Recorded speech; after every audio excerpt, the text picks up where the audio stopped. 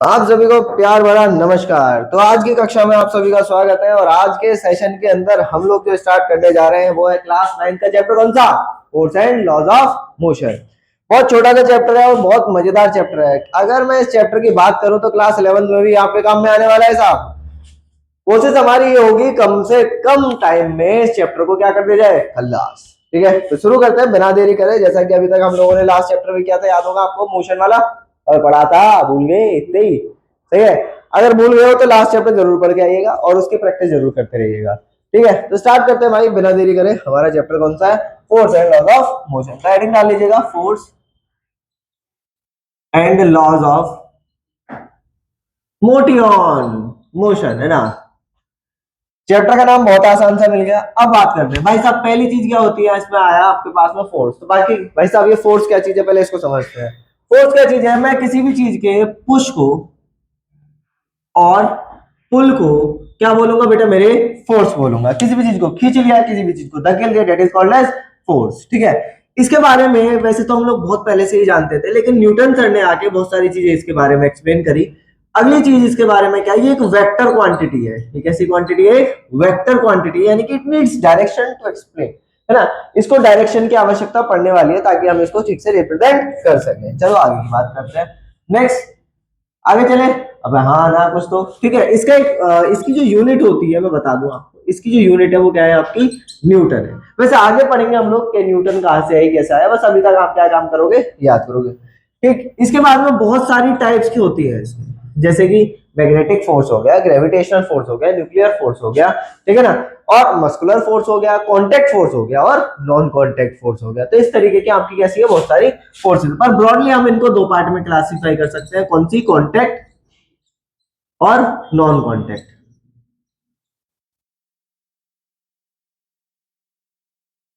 ठीक है, कांटेक्ट और नॉन कांटेक्ट, ये दो तरीके की फोर्स हो गई हमारे पास में, कांटेक्ट फोर्स और नॉन कांटेक्ट। वो फोर्सेस जो अप्लाई करी जा सकती है टच करके, है ना, जैसे टच करके, टच करके, कहां जल्दी टच करके, सुना रहेगा ना कितने को सर? हाँ सर, ये वाला तो हम जानते हैं। तो वही वाली फोर्स जो टच करके किसी भी ऑब्जेक्ट को अप्लाई की जा सकती है उसको क्या बोलते हैं हम लोग? Contact force. और जो बिना टच करे अप्लाई हो सकती है उनको क्या बोलते हैं हम लोग? Non contact force. समझ आया? ओके बात, बहुत ही बढ़िया। देखो देखो, तो कांटेक्ट फोर्स में जैसे एग्जांपल आपका मस्कुलर फोर्स हो गया, फ्रिक्शन हो गया, है ना। नॉन कांटेक्ट फोर्स में कौन सी होगी? Magnetic force. जानते हो, दो चुम्बक को पास में लेकर पट से आके चिपक जाती है, वो वाली कौन सी फोर्स हो गई? नॉन कांटेक्ट फोर्स हो गई। ठीक है, आओ जरा अब इन फोर्सेस के बारे में हमें थोड़ा सा और विस्तार से जानना था। तो जानने के लिए हमारे पास में एक साइंटिस्ट थे जिन्होंने इन फोर्स को बहुत बढ़िया तरीके से एक्सप्लेन किया। जी का नाम क्या था भाई? बोलो नाम। है सर, नाम तो नहीं आता। नाम है न्यूटन। क्या नाम है? न्यूटन। तो न्यूटन सर ने इनको पूरे तरीके से, बहुत बढ़िया तरीके से एक्सप्लेन किया था और सारी चीजें इजी वे में दुनिया के सामने रखी, जो कि हमें समझ में भी आई। इससे पहले एक लॉ ऑफ इनर्शिया वगैरह ये सारी चीजें आने वाली है। गैलीलियो सर थे, उन्होंने क्या काम किया था, कुछ चीजें अपने हिसाब से एक्सप्लेन करने की कोशिश करी, जिनमें क्या था, एक शब्द आएगा यहाँ पे, इनर्शिया। क्या आएगा? इनर्शिया। इनर्शिया क्या होता है? इनर्शिया एक ऐसी प्रॉपर्टी होती है, इंटरनल प्रॉपर्टी है, किसी भी ऑब्जेक्ट की इंटरनल प्रॉपर्टी है, due to which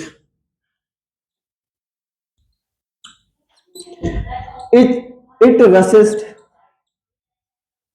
the change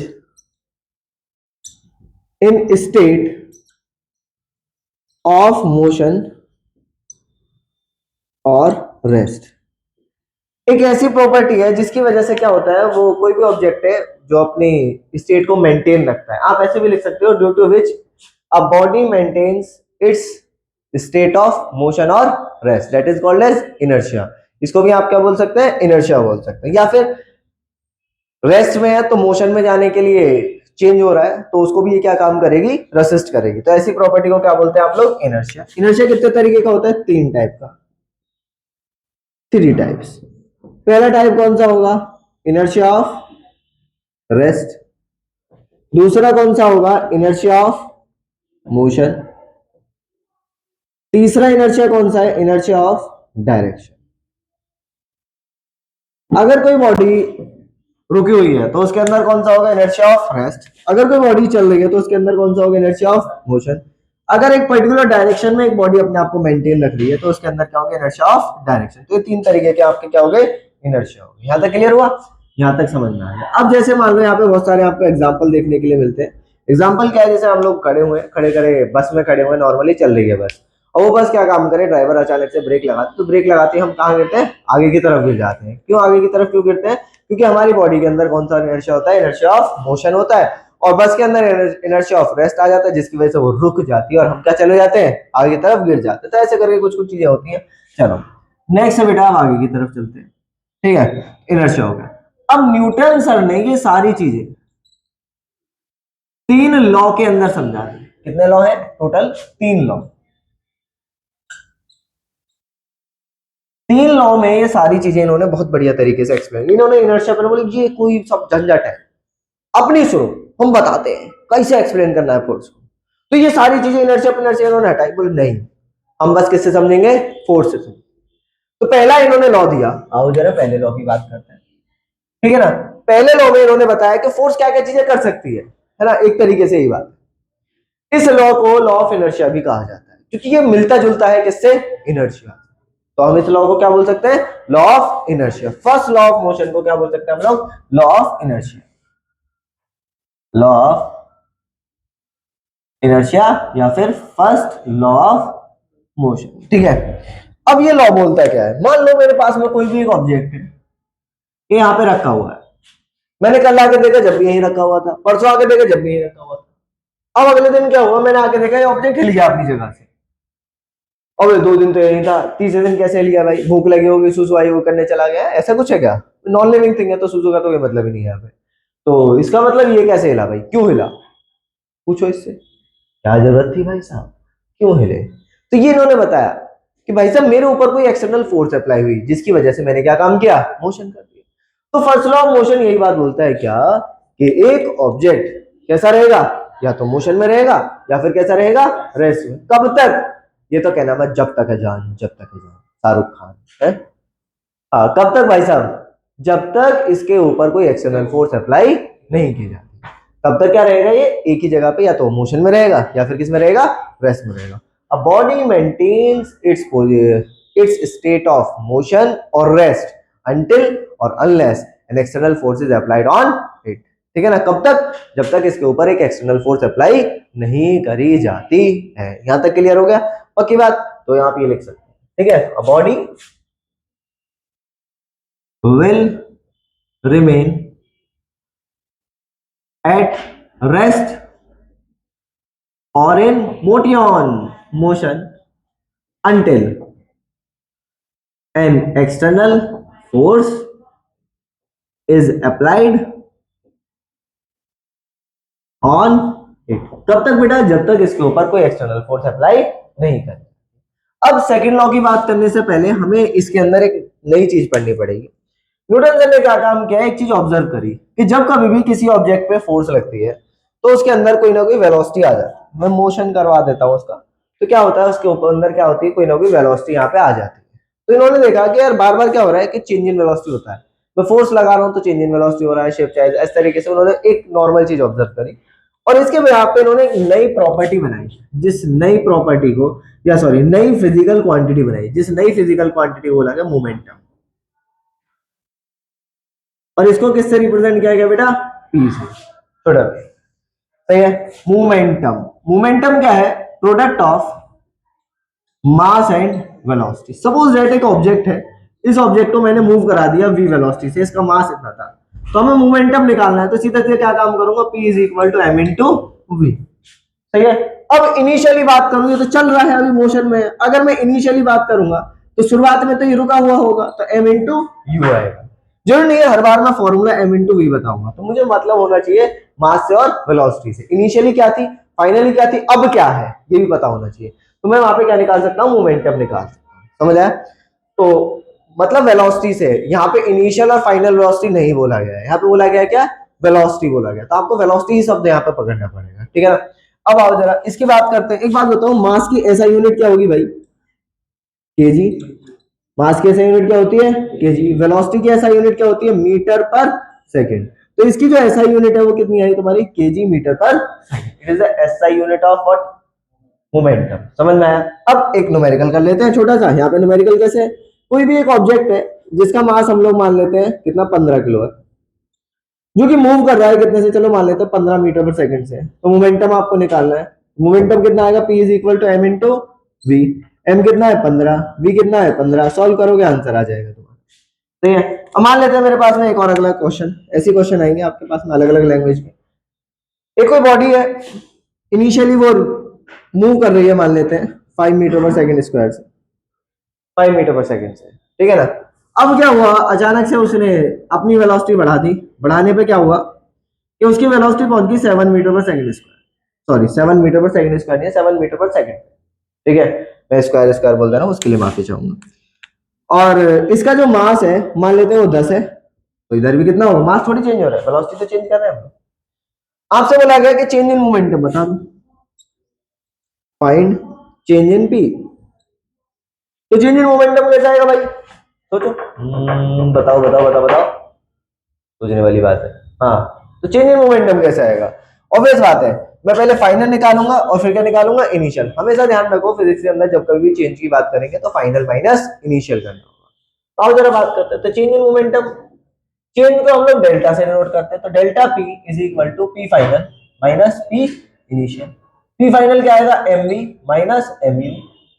M कितना है तुम्हारा 10 इंटू वी कितना है तुम्हारा इस टाइम पे 7 माइनस, फिर से देखो m इंटू 5 यानी कि 10 इंटू 5, सॉल्व करो कितना आएगा 70, 70 में से कितने गए 50, आंसर आ गया तुम्हारा 20 केजी मीटर पर सेकंड,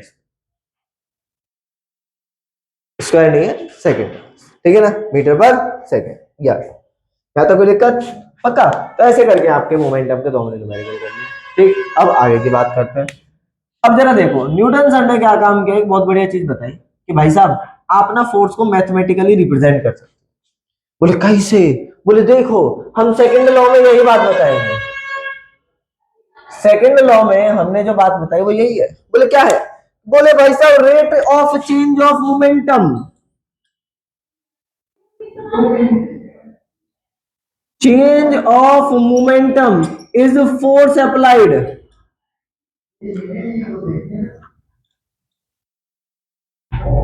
यही क्या है भाई साहब, फोर्स अप्लाइड। कितना फोर्स लग रहा है बता दो, जितने मोमेंटम में पर सेकंड में चेंज आया है उतना ही क्या लग रहा है, फोर्स लग रहा है। बोले अच्छा, बोले इसका मतलब आप ये कहना चाह रहे हैं चेंज इन मोमेंटम का मतलब डेल्टा पी है, हाँ या ना, ऊपर बताए अभी क्वेश्चन के अंदर। चेंज इन मोमेंटम को हम कैसे लिख सकते हैं, डेल्टा पी से लिख दिए और इसको डिवाइड किया, रेट आया, तो रेट हम पिछले चैप्टर में बता चुके हैं, किससे डिवाइड करना है बेटा, टाइम से। इसका मतलब इसी को हम क्या बोल सकते हैं बेटा मेरे, फोर्स बोल सकते हैं। और डेल्टा पी को मैं लिख सकता हूं P final minus P initial upon में टी। एक बात बताओ, पी फाइनल के लिए आप यही लिखे हो क्या, M V minus M U upon में क्या लिख दें टी। अगर मैं यहां से m कॉमन ले लूं, v minus you upon T लिख दूं, कुछ गलत तो नहीं किया, जैसे ही ये लिखा v minus you upon T, अब ये तो एक्सीलरेशन होता है रे बाबा, तो मेरे पास में आंसर आ गया f इज इक्वल टू क्या बेटा मेरे, m इंटू ए। ये धरती मेरी माँ है, माँ नहीं है, फोर्स है, समझ में आया, f is equal to m, आ गया समझ, पक्की बात है, हाँ या ना। चलो अब मेरे को एक बात बता दो, अगर मैं इसकी एसआई यूनिट की बात करूंगा भाई साहब, तो मास की एसआई यूनिट कितनी होती है, केजी, हाँ या ना। एक्सेलरेशन की मीटर पर सेकंड स्क्वायर, अबे हाँ या ना, पक्की बात है।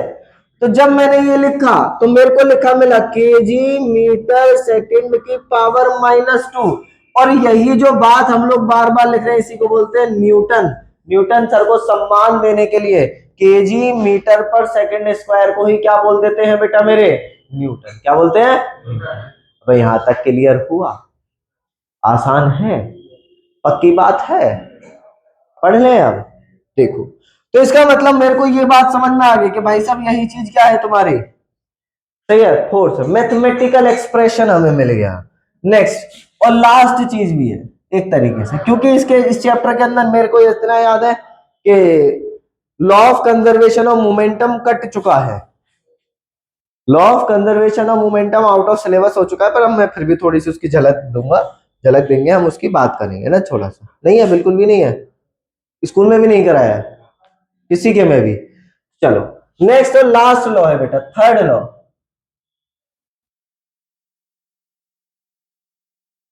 ये लॉ क्या कहते हैं, ये लॉ ये बोलते हैं कि अगर कोई चीज किसी पे फोर्स लगा रही है टच करके, तो बिना टच करे भी, या फिर मैं सीधी सीधी बात करूं कि अगर कोई ऑब्जेक्ट किसी दूसरे ऑब्जेक्ट पे फोर्स लगा रहा है, तो इसका मतलब उसके ऊपर भी उतनी ही फोर्स लग रही है। यानी कि मैं धरती पे खड़ा हुआ हूं, धरती पे नीचे की तरफ फोर्स लग रही है, तो इसका मतलब क्या है, धरती मेरे ऊपर भी ऊपर की तरफ फोर्स लग।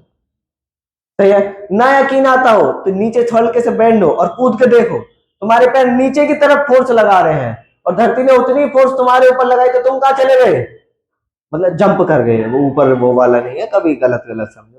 ठीक है, तो ये बोलता है क्या है कि when ever there is a action there is always a reaction. जब कभी भी कोई एक्शन फोर्स होगी तो उसके ऊपर क्या होगा, इक्वल एंड अपोजिट रिएक्शन। तो every action has its equal and opposite reaction. ठीक है, तो ये बात इन्होंने बोल दी। इसका मतलब जरा देखो, यहां पे कोई टेबल है, इस टेबल के ऊपर कोई मास m रखा हुआ है, तो अगर ये मास नीचे की तरफ फोर्स लगा रहा है कितनी mg, तो इसका मतलब ऊपर भी एक फोर्स लग रही होगी, जिस फोर्स को हम लोग n से या r से डिनोट करते हैं रिएक्शन। ठीक है ना, नॉर्मल रिएक्शन, या फिर यहाँ पे क्या लिख सकते हो सीधा सीधा r, यानी कि रिएक्शन, जिस r की वैल्यू बराबर होगी किसके बेटा, mg के। सही है ना, ये बात हो क्लियर, यहां तक समझ आ गया, पूरा चैप्टर समाप्त हो चुका है। कोई डाउट है तो हमसे पूछ सकते हैं, बाकी इसके न्यूमेरिकल वगैरह हम कराएंगे, बाकी कोई दिक्कत है तो आप बता सकते हैं। मिलते हैं अगले सेशन में।